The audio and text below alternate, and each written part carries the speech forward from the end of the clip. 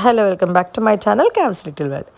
ఈరోజు గోధుమ పిండితో ఏం చేస్తాం అనుకున్నారా? గోధుమ పిండితో ఇవి అత్తయ్య వాళ్ళ సైడ్ కాజాలు అంటారంట, మరి చిప్స్ అంటారు, ఏమంటారు నాకు తెలియదు. ఇది ఒక స్వీట్ ఐటమ్. సో చూద్దాం ప్రిపరేషన్ ఎలా ఉంటుంది అనేది. సో గోధుమ పిండి ఒక గ్లాస్ తీసుకున్నాం. ఆ గ్లాస్ గోధుమ పిండిలో ఒక స్పూన్ ఆయిల్, కొంచెం సాల్ట్ వేసుకొని వాటర్ వేసుకొని చపాతీ పిండిలా కలుపుకొని మనం పక్కన పెట్టుకోవాలి.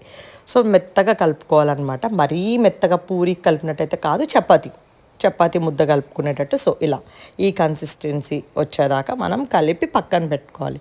దీన్ని ఒక 10 minutes రెస్ట్ చేసుకుంటే సరిపోతుంది. మీరు ఎవరైనా నా ఛానల్ ఇంకా సబ్స్క్రైబ్ చేయకపోతే please do subscribe to my channel Kav's little world. చూసారు కదా, ఇలా చపాతీలాగా చేసుకొని వీటిని డైమండ్ షేప్లో కట్ చేసుకోవాలి. సో ఇలా డైమండ్ షేప్లో కట్ చేసుకొని పెట్టుకోవాలి. నేను ఆ చాక్కి ఏదో అంటేసిందేమో అనుకున్నాను, లేదు. ఇవి కట్ చేసి తర్వాత బెల్లం పాకంలో వేస్తారంట. దానికోసం అత్తే బెల్లం తురిమిన చాక్తోనే ఇంకా ఇవి చిప్స్ కట్ చేసేస్తున్నారు. చాలా మంచిగా వచ్చే, ఒకటికొకటి అయితే అతుక్కోవట్లేదు. పిండి వేసి చేస్తాం కదా, ఆయిల్ అయితే అతుక్కునేదేమో. సో అన్నీ ఇలాగ డైమండ్ షేప్లో కట్ చేసుకొని పక్కన పెట్టేసుకోవాలి. ఇలా మనం వీటితో హాట్ ఐటమ్ కూడా చేసుకోవచ్చు. ఉప్పు కారం జల్లుకోవచ్చు. వెల్లుల్లి కారం అంటారు కదా, వెల్లుల్లి కారం జల్లుకున్నా బాగుంటుంది. అండ్ ఇవి పాకంలో వేసుకున్నా కూడా చాలా బాగుంటుంది. ఒక 1 month పైన అయితే నిలువ ఉంటుంది. బట్ అంత అర్లీగా తినేస్తే అంత మంచిది. కొంచెమే చేసుకుంటే తొందరగా అయిపోతాయి.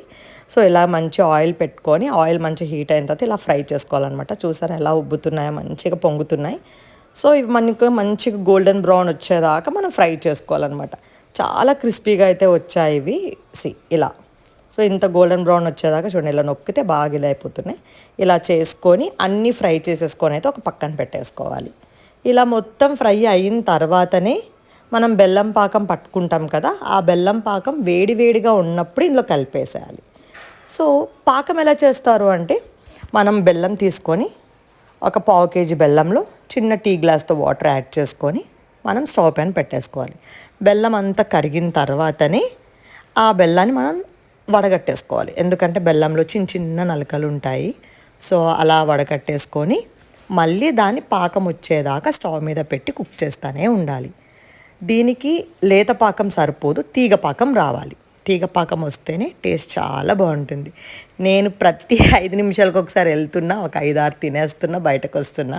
సో అత్తయ్య కూడా టేస్ట్కి ఇచ్చా. మా అత్తయ్య ఇలా పామి కట్ చేస్తా ఉంటే మా మమ్మీ ఆ పొయ్యి దగ్గర నించొని చెప్తా ఉంది. మీలో ఎంతమందికి సమ్మర్ తొందరగా వచ్చేసింది అనిపిస్తుంది? I feel that. మనకి ఇంకా శివరాత్రియే అవ్వలేదు, అప్పుడే సమ్మర్ వచ్చేసింది. ఫుల్ అంటే ఫుల్ వేడి. ఈ వేడిలో మేము ఇలాంటి వంటలు, ఈ పనులన్నీ పెట్టుకుంటున్నాం అనమాట. మావాడు అసలే ప్లే స్కూల్కి వెళ్తున్నాడు. ఆడుకొని రావడమే ఈవెంట్తో, వాడు స్నాక్స్ పెట్టడానికి బయట నుంచి ఎందుకు కొనుక్కొని రావాలి అని చెప్పి ఆ ఆయిల్ ఎన్నిసార్లు హీట్ చేస్తారో తెలియదు. వీడివి చాలా ఇష్టంగా తింటాడనమాట. సో అందుకని ఇలా చేస్తున్నాం. ఇలా బెల్లం మంచిగా కరిగిన తర్వాత మనం వడగట్టేసుకోవాలి. ఆ వడగట్టుకున్న బెల్లంని మళ్ళీ మనం మరగబెట్టుకోవాలి. ఇది మాకు పండించిన బెల్లం లైక్ చేస్తారు కదా, అక్కడ డైరెక్ట్గా తీసుకొచ్చారు, మా ఫ్రెండ్ ఇచ్చింది. సో దాంట్లో తీపి తక్కువ ఉందన్నమాట. అందుకని అత్తయ్య కొంచెం షుగర్ కూడా యాడ్ చేసింది. మీరు డైరెక్ట్ బెల్లంతోనే చేసుకోవచ్చు, ఎందుకంటే చాలామంది షుగర్ ఇష్టపడరు. ఇలా అన్నీ అయిపోయిన తర్వాత నేను కొన్ని హాట్ ప్రిపేర్ చేసుకుంటున్నా, because I'm not sweet tooth. So అలా ఉప్పు కారం చల్లుకొని అయితే పక్కన పెట్టుకున్నా. అవన్నీ నేను సింగిల్ షాట్లో లేపేశాను అనమాట. తినేసాను ఒక్కరోజు ఈవినింగ్ స్నాక్కి. సో మిగతాది బెల్లం పాకం అవ్విన వెంటనే ఆ వేడి దాంతోనే మనం ఈ చిప్స్లో కలిపేసుకోవాలి. అప్పుడైతేనే ఆ చిప్స్కి మనం మంచిగా పడుతుంది. ఆలస్యం చేసామంటే దానికి పట్టదు, అండ్ ఇది గట్టిపడిపోతుంది. సో వేస్ట్ అనమాట, 2 వర్కౌట్ అవ్వవు. సో ఇంకేంటి ముచ్చట్లు? ఈ శివరాత్రికి మీ ప్లాన్స్ ఏంటి? అండ్ సమ్మర్ స్పెషల్స్ ఏం చేద్దాం అనుకుంటున్నారు? మీకు ఏమైనా కొత్త రెసిపీస్ కావాలంటే కమెంట్ చేయండి. ఐ డెఫినెట్లీ ట్రై మీకోసం. ఒకవేళ నాకు నిజంగా తెలిస్తే డైరెక్ట్ రెసిపీ చేస్తా. చూసారా నలకలు ఎలా వచ్చాయో?